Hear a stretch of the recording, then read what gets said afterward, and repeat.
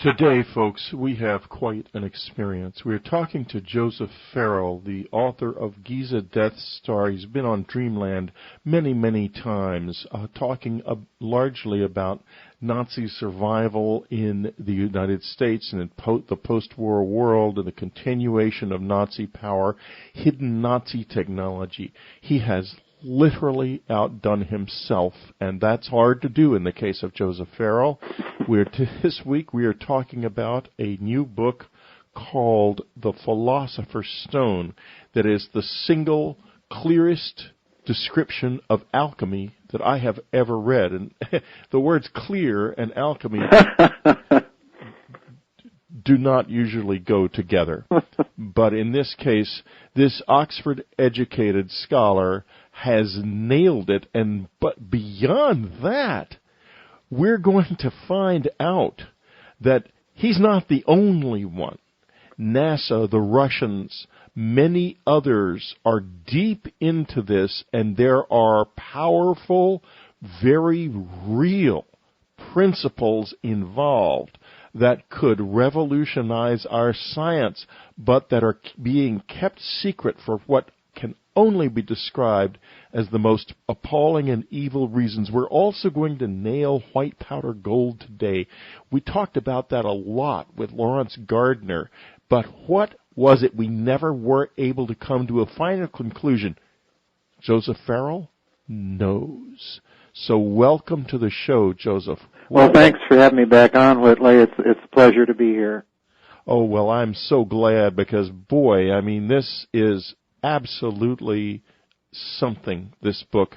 Now, I have been struggling in my mind about where to begin because I think the best place is probably to begin by talking about what is very, very obvious, that we have lost a high and extraordinary science that dates, well, where do you think it dates from?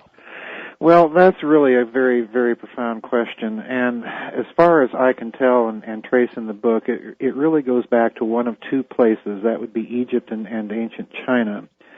And as you know, I kind of take the approach that as far as the science of alchemy goes, I think really what we're looking at, Whitley, is a legacy of a real existent lost science that existed in prehistorical times in a very high civilization, of which Egypt and China would be legacies.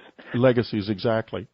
But I think in Egypt's case, we're looking at something a little bit more than just merely a legacy. I do think they managed somehow to preserve in some of their texts, and I'm thinking primarily of the Hermetica and associated texts that are very similar to that, of this idea that the physical medium itself creates information, and that out of this, of course, comes creation itself, the diversity that we see.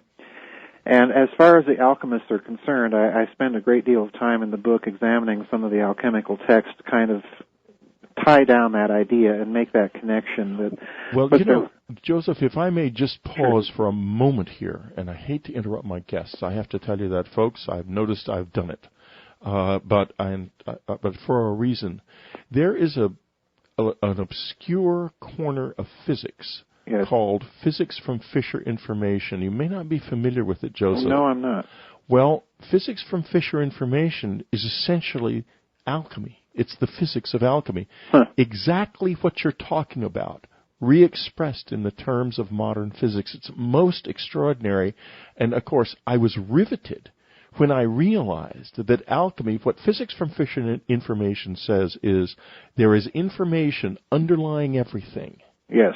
And that ultimately some process that the quantum physicists believe may be perception itself causes this information to reality to assemble into the forms that are in this information. Right. Very familiar to you, right? Well, yeah. I mean, this is exactly what you find in the alchemical texts. Over and over again, they stress the idea that timing is so essential to the performance of any alchemical experiment. And if you really look at what they're saying is that the geometry of local space, which is nothing but information, really, if you look at it in a certain way, that this is essential to the performance of a successful alchemical transmutation. So really what you have, if you look at these ancient texts in that kind of modern physics light, which I try and do in the book, is you have really the adumbrations of, as you say, a lost science that somehow manages to get preserved, for literally millennia. Yes. And I think to a certain extent, and that's what most of the book is about, I think to a certain extent that in the very early 20th century, you begin to see scientists taking this very seriously. In fact, I go all the way back to my book, SS Brotherhood of the Bell, that you have no less than a Nobel laureate physicist by the name of Walter Gerlach writing an article in a German newspaper that, alchemy is now a practically feasible thing because they're Right. looking at these transmutations that they're observing in the laboratory. And I should stress something that struck me very odd, and it still does. When they're talking about these transmutations, he's writing this article in the 1920s, so this is before we have the idea of transmutation in the standard sense of nuclear fission by neutron bombardment. They're looking at something very different and observing something very different. So, to tie it into with alchemy, as he does, to me is just a little signal that somebody somewhere very early on in the 20th century got the clue, probably from these observations, that they tied it to these ancient texts. And that is the signal to me that very serious work started to be done during the 1920s. And I kind of document that in the book as well. Yes. That very serious work was being done by Japanese physicists, German physicists, and so on. And there were even patents taken out for some of these transmutation processes by firms like Siemens, which is hardly a fly-by-night company. Right. So, it is an extraordinary story, and as you say, trying to make alchemy clear is needless to say, is a hard proposition because these alchemical texts are so bizarrely obfuscated, and intentionally so. I think that these alchemists realized that they had possession of a great deal of legacy from this lost science, and that they were trying to protect it. Well, this critical word, protect. Yes. This is if there is an underlying theme, sub-theme in your book, it is that this is a science that is known. Yes. That is so powerful that basically anyone in any authority who comes across it wants to conceal it. Would that be accurate? Oh, yes, absolutely so. I mean, you can only read just the smattering of alchemical texts that I have in the book, and there are so many, that I could have put in there. But over and over again, Whitley, one of the things that I was constantly brushing up against is that they took such pains to obfuscate their language and to protect something that they knew was an extraordinary secret. And I think part of the reason for that is if indeed these alchemists had some sort of legacy that they were trying to preserve, of being able to manipulate or engineer the physical medium directly. Yes. And to use it to transform and transmutate elements, that they also knew that there was a potential there for misuse and for application, let's say, in evil and destructive ways. And I think this is the reason for their concern. Well, there is a description of the use of this. And what we're referring to scientifically is really the manipulation of so-called Fisher information, what physicists call Fisher information, the manipulation of the fundamental information that makes up reality. Right. And somebody's already done this. It's one of the most famous events in history. It's called Genesis. Yes, exactly. So when the word was spoken, and God moved upon the face of the waters, this is a description of consciousness moving upon this fundamental underlying information. And do you think there is some kind of deep spiritual reticence that if we were to touch this, we would in effect usurp the power of God? And we know on some level that is, or maybe some kind of mind control prevents us from doing that. Where do you go with that? Well, that really is a profound insight, and I have to agree with you wholeheartedly, Whitley, because really alchemy, if you go back to its Egyptian origins and to this idea that the physical medium itself is an information-creating medium, then yes, what you're dealing with quite literally is the power of creation itself. And of course, again, that implies its opposite, that you have an ultimate power for nullification as well. And I do think that there is a spiritual component to this. I mean, my word, you have only to read some of these alchemical texts to... Yes. And I cite Paracelsus, who happens extensively, yeah, a wonderful, fascinating, and deeply powerful mind, and also kind of a hilarious guy. Oh, yeah, he was. I mean, he certainly had a sense of humor, adopting all the names for himself that he adopted. Why don't you just, can you reel off Paracelsus's? I think it's something like Philippus Agricola's Theophrastus Bombastus von Hohenheim. I think right. It's the exact and name. only the first and last names were real. And yes, exactly, Philippus von Hohenheim. And he adopted all of these other names for himself, and I think right. There's a little humor involved in his adaptation of Bombastus and taking that to himself. But I think you have, with these medieval and Renaissance alchemists, you certainly have the perception that this is a spiritual phenomenon. In other words, this is part of the reason, as you say, for protecting this secret, because they realize that they are dealing with, to a certain extent, the power of Genesis itself, this idea that there is a supreme intelligence that moved over the void that we call the physical medium and created this information that we call creation.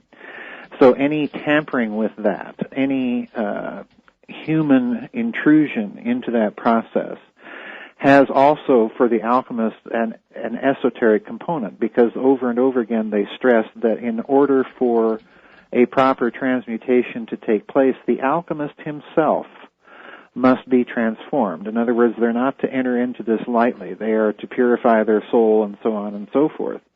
So yes, there is a definite spiritual component to this, and I think that in terms of its relationship to modern scientists, it's a rather profound one, because you see the alchemists having a rather different attitude towards their manipulation of this medium than does a modern scientist. They don't go about this work lightly, and they don't perform it lightly. They undertake certain exercises to purify themselves before they do so. And, we'd be hard-pressed to find, a modern particle physicist saying a prayer before he does anything like that. So, yeah, you're dealing with something that's very, very spiritual. And on that note, we're going to have to take a little bitty break here, and when we come back, we're going to be talking about some actual transmutations in the past, because they did this.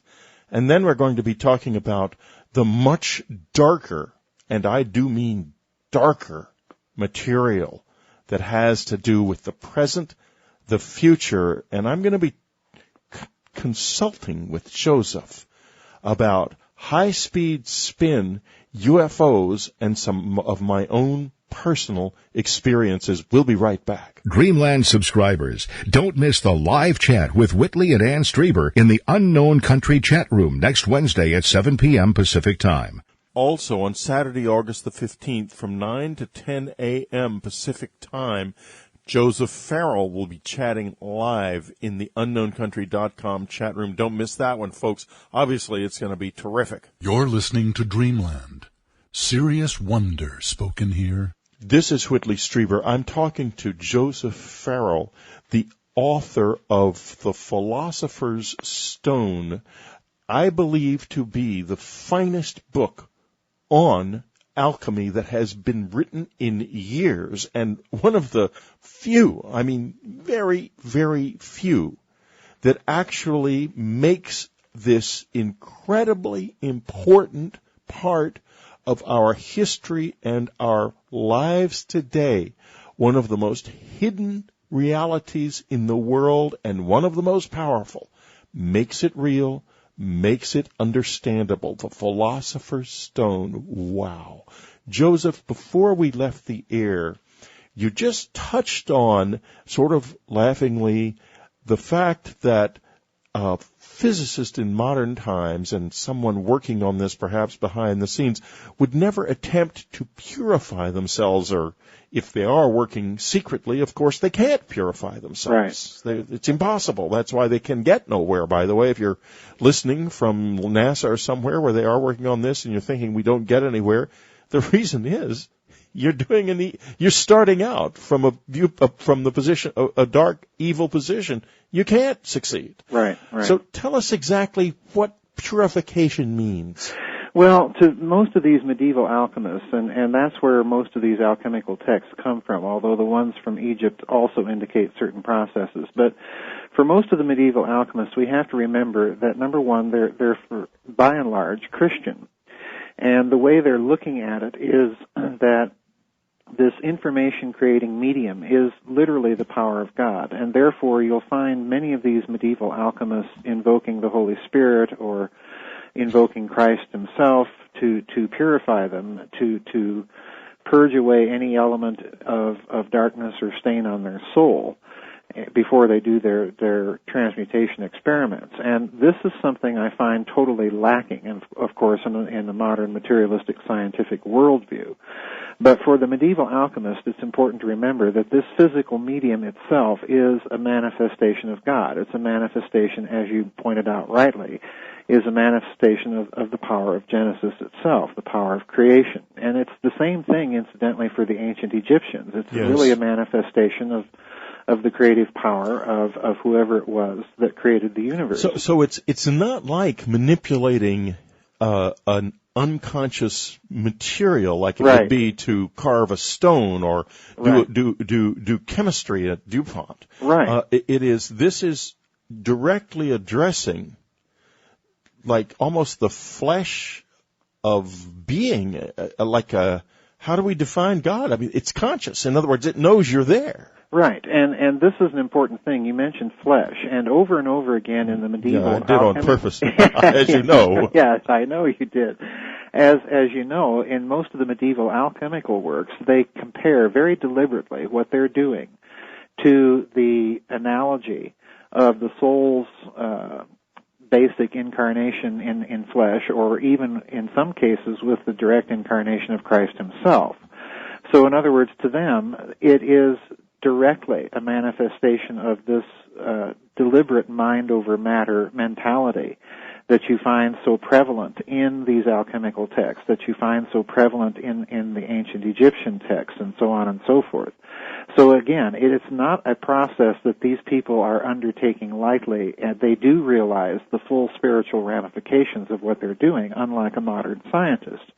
And again, part of this, as you say, is that they do view, in a certain sense, in a certain kind of analogical, metaphorical way, they do view the universe as being alive in a certain sense. In other words, it's not so much that the universe or a rock, so to say, has consciousness, but rather that it is a visible, tangible manifestation of the will of God, of the creative will of God. And therefore, everything is. Yeah, everything is. And therefore, they have to approach this process with this spiritual attitude that what they're doing is, in a certain sense, to kind of paraphrase St. Paul for a moment, they're in a certain sense kind of co-workers with God in this process. And Joseph, just to go, now that we're touching on this whole subject of God, just briefly, we have in our culture a catastrophically strangled image of God. Oh yes, absolutely. No argument and there. There comes in this book, folks, you come to a new vision of God that is vividly real and far more far closer to what is and must be there. Could you expand on this, on a little bit on this different vision of God? Well, it's really, as you know, my background is in theology, and right. The real thing that I noticed over and over again in reading these alchemical texts is that what they're dealing with is not a kind of deistic God. In other words, they're not dealing with a watchmaker who's winding up the universe and then letting it go and run down. What they're rather dealing with is a God whose creative activity is at each and every moment operative. In other words, for the medieval alchemist, every moment of life, every moment of consciousness is sustained by the active participation of the will of God. And therefore, again, when they're doing these transmutations, they understand that they are, in a certain sense, entering into that process of God's will. And therefore, again, they have to purify themselves or to make themselves condign or in agreement with God's will. So it's a very, very different, it's such a completely breathtakingly different worldview that they have than what we as moderns have of the vision of God, of His activity, and of His involvement in seemingly minute little affairs, that we just take for granted, and this, it is, Whitley, as you say, it's a breathtaking vision when you get right down to it. The idea, if you can have the conscious thought that at this very moment, my life, my breath, my being, my existence, my will, my emotions, all of these things are being held together, quite literally, by the sustaining will of God. Yes. And, this, again, kind of humbles one. And I think that if you read alchemical texts with a view to kind of being aware of this humility, it seems, in a certain sense, that they have kind of the opposite view, that they really are rather prideful people and we're able to do all of this and so on and so forth. But I think if you read carefully enough at what they're really dealing with and what they're really implying about God, is that their view is really the opposite. They are rather humble people. And I think you find that kind of expressed in humorous fashion by all of Paracelsus's names. Because, he himself, as I point out in the book in his text, he does have a very interesting spiritual take on things. He even has his own kind of alternative vision or view of history and prehistory and what has happened and gone on. So these people have a profoundly spiritual and intellectual view, and I think it's a rather holistic one if you really kind of penetrate to the heart of their vision. Exactly, and it's potent. In the sense that it may actually cause a response, in fact, has done so. Right. In other words, some of them were astonishingly successful folks. They did transmute base metal into gold, but it wasn't because necessarily, or rather I should say only, because of the confections that they created. Right. But also because of their relationship to the consciousness that opened the gate for them to this higher lost science that once was the science of this world. And when we get back, we're going to ask Joseph, why did we lose it? We'll be right back. This is Whitley Strieber's Dreamland. We go deeper. Joseph Farrell, the author of The Philosopher's Stone, Alchemy and the Secret Research for Exotic Manner. Best book on this subject I have ever read. Available from Feral House Publishers. You can get it probably in your bookstore. You can order it. You can get it from UnknownCountry.com's Amazon store. This is serious reading. This is life-changing, transformative reading. I wouldn't miss this. I would not miss this. Now, Joseph, let's talk a little bit about some of the people, including Frederick. I believe it was Frederick the Great. Is that correct? Well, yeah, basically all of those medieval and crowned heads of Europe, Renaissance, and then even Enlightenment crowned heads of Europe. One of the most interesting people that I found involved in this alchemical stuff was King Charles the 12th of Sweden. Sweden, who yeah. and here, you folks, we're talking about an alchemical transformation upon which a man's life depended. Could you tell us the story? Well, I ran across this story about a Swedish general by the name of von Peikel. And he was a Swedish general that had been tried for treason and found guilty and sentenced to death by the court of King Charles XII of Sweden. And of course, at this point in history, Sweden is at the height of her power. I mean, she's considered a world power, and King Charles XII is certainly not the sort of king that you would think of as being associated with alchemy at all. But in the course of reading about this story, this Swedish general claimed that he could perform an alchemical transmutation, that he could transmute base metals into gold. And he offered to do so in exchange for his life. And of course, Charles, thinking, I think, probably that this was so much nonsense, decided, well, we'll humor the man and go ahead with this experiment. So Charles has this man perform a transmutation under the watchful eye of the British artillery general, no less. And this is performed in his court, and lo and behold, sure enough, the man was able, apparently, to do this. He actually transmuted some lead into some gold. And exactly how did he do it? Well, this is unknown. But he claimed to have learned the secret, as I recall the story, from a Corinthian priest or something of that sort. That's right. I know more about your book than you do, right? Probably so. Of course, I just read it. I mean, to be fair. But yes, it was a Corinthian priest. Well, this indicates to me, again, that probably this Swedish general had some sort of contact with these alchemists who had preserved this science through the Middle Ages and so on and so forth. Because, again, that little hint of the Corinthian priest is the suggestion that these alchemists do have this spiritual component at work in their activity. But in any case, apparently this transmutation was successful, and King Charles XII actually had coins and a medallion struck out of this gold. So you find episodes like this occurring, much to my surprise, after the Renaissance. In other words, when we begin to get this Enlightenment attitude and mentality starting to pop up after the Renaissance, that the universe is a big machine and so on and so forth, and really there's no spiritual process at work here. You know, of course, what this should be called. Our age should be called the age of the descent into the machine. Yes, I agree. Folks, we have lost so much. We've gone soul blind and God blind as we have descended.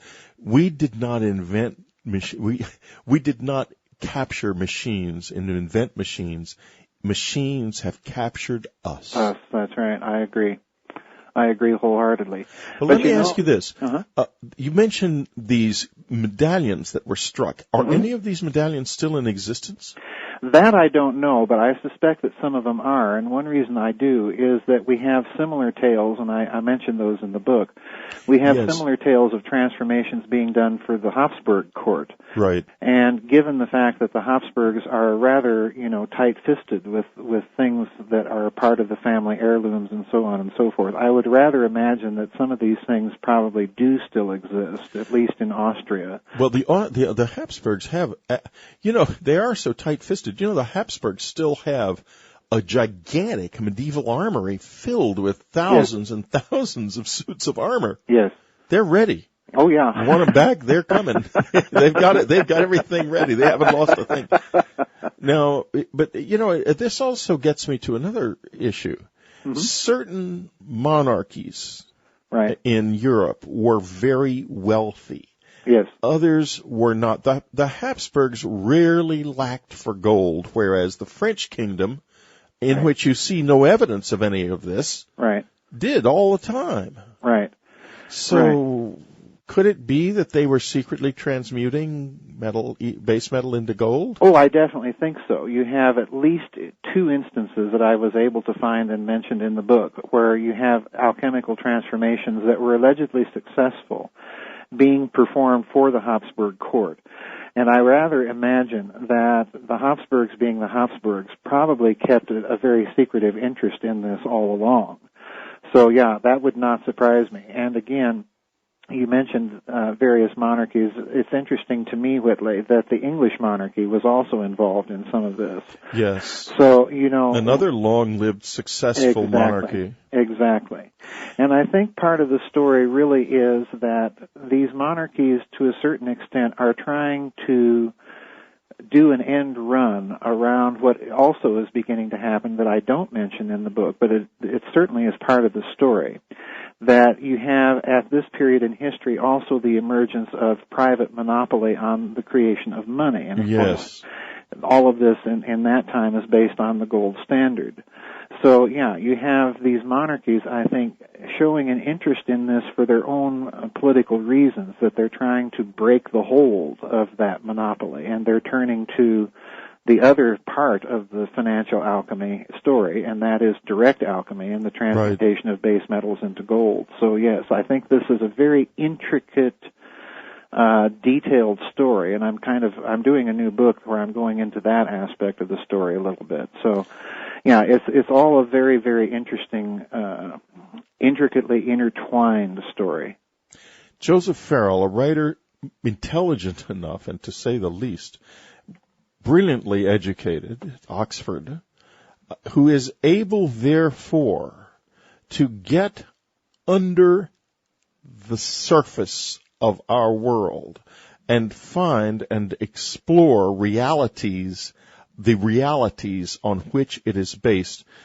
Joseph, you could have done a lot of things in your life besides essentially going into to the average person, the average academician, the average scientist, looks like a misguided, hopeless backwater, a labyrinth of confusion and wasted time. Right. Why do you do it? Well, I think, Whitley, part of it is because I've always had an interest in this, but I think, secondly, that there is a real story there. I think the standard academic line about these things is really just missing the mark, and you do have to consider the fact that this, and I put it precisely this way in the book, that the persisting problem of alchemy is precisely its persistence. Why? Yes, exactly. Why over the centuries, if we have the presumed mountain of failures that alchemy supposedly, as a pseudoscientist, provided, why then do we have its persistence? And my conclusion is that people then were no less rational than people today, that if they were faced with this increasing mountain of data of so-called failures, they probably would have given up the pursuit of it long ago. But they didn't. And quite the reverse is true, that you do have in the historical record these claims of occasional successes, and that to me has to be taken seriously. And I think, again, when you get into the modern physics aspects behind it, that it is possible that they actually did do this, and may have done it more or less by accident, but nonetheless that they did it. So that points to me, again, what the alchemists had always claimed, that they were pursuing and preserving a lost science. So, yeah, I think we do have to take these things seriously and examine them and try to rationalize them as seriously as we can on the basis of our modern scientific knowledge. Because there was once immense power, immense engineering power in this world. We can see it in the Great Pyramid, absolutely. In the platform at Baalbek, at the fortress at Sacsayhuaman. Right. We can see profoundly lost knowledge in the fact that a great number of sacred sites all lie on the same exact parallel all around the world. Yes. And we don't know why anymore. Right, right. We're going to take a little break now, and when we're going to come back, we're going to talk about what might have happened. Joseph has dealt with this also in other books, but what might have happened in the past? What have we lost? My God, we're drifting helplessly toward the end of the world, locked like slaves into a mechanistic vision that is disempowering us and rendering us helpless before a tidal wave of change. We're going to get back. We're going to talk about that. And for subscribers, Joseph and I are going to go beyond this. We're going to be talking about the survival of this white powder gold. We're going to be talking about spin, high-speed spin, what it means, what it may mean, and how close some of us may be coming to regaining the lost power of the human soul. We'll be right back. You're listening to Whitley Strieber's Dreamland Online. We're back with Joseph Farrell, the author of The Philosopher's Stone, Alchemy, and the Secret Search for Exotic Matter, a brilliant tour de force of insight that can revise the way you see the world and reality and help you re-empower yourself as a human being and as part of this universe. It's an extraordinary achievement. Joseph Farrell, when we left the air, we were just about to start talking about what happened. Why have we lost this? What have we lost? Joseph, what happened in the past to this species? Well, I get into that in a book of mine called Cosmic War, but in a nutshell, I think what happened was that this very sophisticated, extremely ancient, I call it paleo-ancient, a kind of a redundant term to indicate that it is a civilization that predated Egypt and China and all the classical civilizations that we're aware of. In other words, they were all legacies of something much higher and much more sophisticated. But I think what happened, if we take the ancient epics, the Hindu epics, the Mahabharata and the Ramayana and the Sumerian epics, and even if you read certain Egyptian texts with a certain eye, the Edfu text, for example, I think what happened was, as those texts indicate, a tremendous war was fought, and as a result of this, there was such destruction and such damage to the infrastructure of that society that it lost the ability to maintain its high pitch of scientific and technological achievement.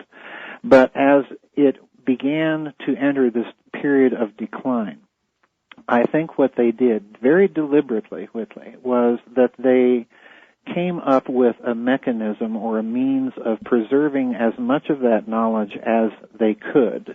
And I think that this is the real reason that you see almost worldwide an almost simultaneous emergence of various mystery schools and religions and so on and so forth that have, as you pointed out prior to the break, so many common elements, including the idea that their sacred sites and temples and so on had to be located at certain points or positions on the surface of the globe. Yes. And to incorporate certain mathematical and geometric relationships. And to connect some kind of to connect them with some kind of link. Yes. An energetic link between yes. the planet and the universe around it, or the solar system, or the sun. We don't know. Oh, absolutely. I think that's absolutely correct. And in fact, I think that there is a sound physics basis for the reasons that they did this.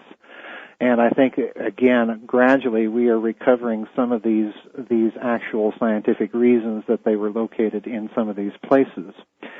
But this essentially is what I think happened. And I think as a result of this, they created this what I like to call a multi-leveled unitary intention of symbol. In other words, if you look at these ancient mythologies and mystery schools and so on, you will find encoded a lost astronomy, as Lockyer pointed out. You will find yes. encoded a lost sacred geometry, mathematics, and so on and so forth.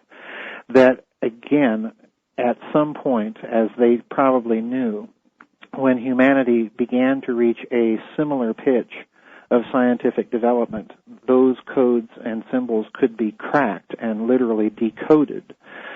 So again, I think that they took these steps, and alchemy, as I'm kind of casting it in this context, alchemy is precisely one of these sciences, or one of these crafts, to use their own term, that consciously and deliberately was a mechanism both of its preservation and also of its recovery. And that's exactly the way these alchemical texts read. They read both as preservation and very deliberately as a recovery of this science. As a recovery, but of course, we don't live by this science at all. No, we don't. We don't.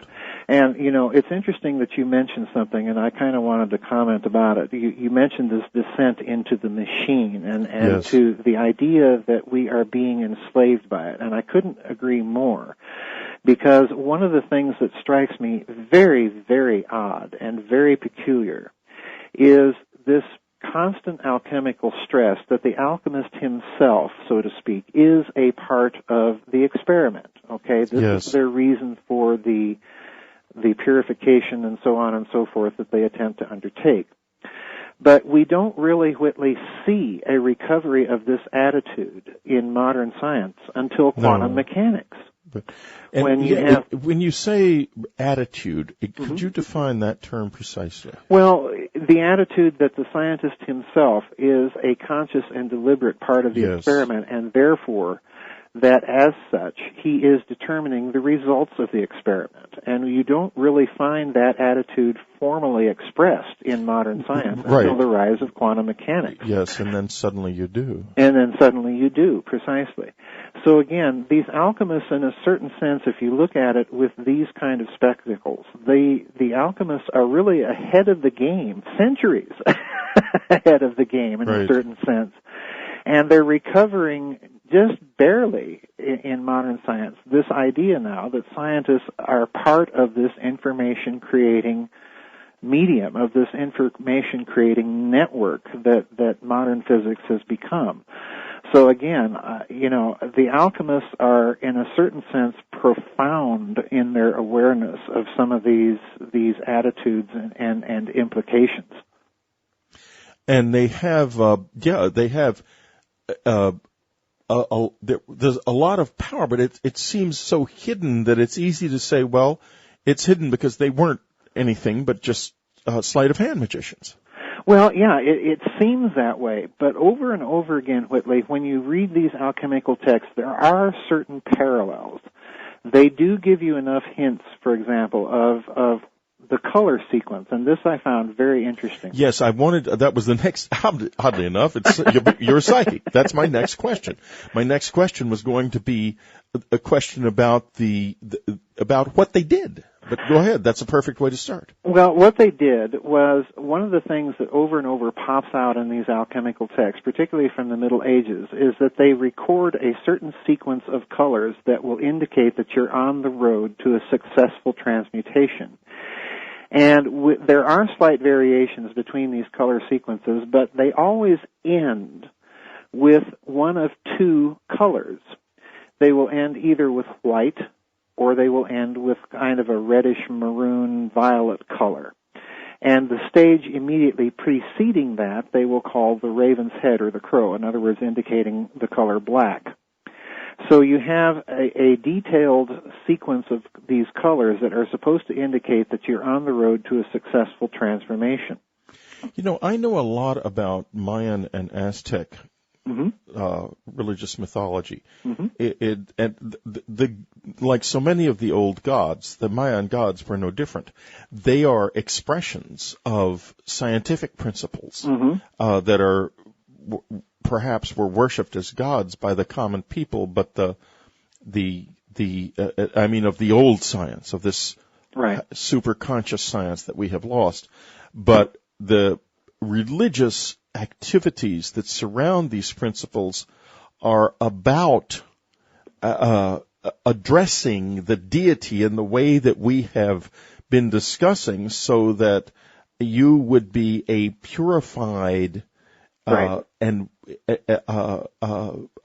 acolyte is a word, the deity, the principle, that is to say, which is a conscious living thing, would be willing to work with you. Right. And that's what all of this ancient religion comes from. And unfortunately, in the case of Middle America, Mesoamerica, because of the constant starvation problems they were having, it gradually became very brutal. But in any case, you mentioned black, and there is a constant dance between colors. Yes. In among these deities, black, red, blue, and so forth. So we're looking there at a distant memory of the real power of alchemy. Why colors? Well, again, we get into kind of a bit of modern physics here. I think the colors are significant because, again, if you look at some of the modern alchemical substances, as I like to call them, monatomic gold, red mercury, and so on and so forth, or even the Nazi serum 525. Yeah, we're going to be talking about all three in the subscriber section, folks. Okay. Again, you have the colors of these substances described. And what is interesting to me, Whitley, is monatomic gold is white. It is a powdery substance, very, very fine powder. And this is exactly one of the descriptions that you find of a transmutation in alchemical texts into gold. They will describe it as white. White, yes. And a powdery substance, which again is extremely unusual because you don't think of alchemical transformations in that way. You just think of, touching the Philosopher's Stone to a piece of tin and voila, you get gold. Right, but it wasn't like that. It wasn't like that at all. No, they're talking about something very, very different. So again, this to me indicates that they are centuries ahead of the curve, again, yes, for some reason. And that they, because of this, are preserving a real and genuine science. And it's only when we get to modern times when we find these substances popping up again and documented in the physics literature. That's what really is the curveball. Right. When you find these substances popping up again in modern times, the parallel... Quite incredibly, by the way. And incredibly, yes. And in some cases, quite frighteningly. Oh, yeah. Yeah, yeah, absolutely. it is. It is, because, Nazis and Soviets are not after this stuff for beneficial or humanitarian reasons. I don't think it's clear that we are either, though, because that's true. Anyone who hides this the way they're hiding it has got to be, it's scary. Oh, yeah. We have come to the end of our time together on Dreamland. And folks, if you are a subscriber to Unknown Country, don't miss what we're going to be talking about next. We only have a certain limited amount of time on Dreamland, then we have to move on, and that's where we are right now. But don't forget, go to the Dreamland Festival. You will not find anything like the Dreamland Festival. It is a remarkable and powerful, extraordinary experience with all of these amazing people: William Henry, Jim Mars, Ann Strieber, Linda Howe, now new Marla Freese, one of the most powerful psychics I've ever met, will be there in person, and of course yours truly, and heaven only knows what I'll be doing. So don't miss the Dreamland Festival. Don't miss the Philosopher's Stone, Joseph Farrell, and I'm really serious about this. Don't miss this. This is a window into the hidden reality, not only of the modern world, but of the human condition itself. Powerful, brilliant stuff. Awesome. Joseph Farrell, thank you so much for being with us on Dreamland.